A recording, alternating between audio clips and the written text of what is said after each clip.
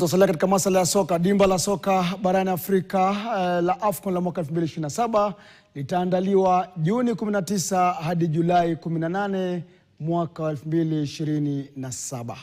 Shirikisho la soka barani Afrika limethibitisha tarehe ya mwanzo na mwisho wa dimba hili litakaloandaliwa kwa pamoja na Kenya, Uganda na Tanzania. Nchi hizi tatu wenyeji wa dimba hili la pamoja itakuwa ni la nchi 28. Kenya itakuwa inaandaa uchaguzi wake mkubwa mwaka huo mwezi wa Agosti, na huenda ni kwa mantiki hii ndiposa shirikisho la soka barani Afrika CAF wakaamua michuano hiyo ichezwe mapema, huku joto la kisiasa likitarajiwa nchini humo. Tanzania na Uganda walishaandaa uchaguzi wao mkuu.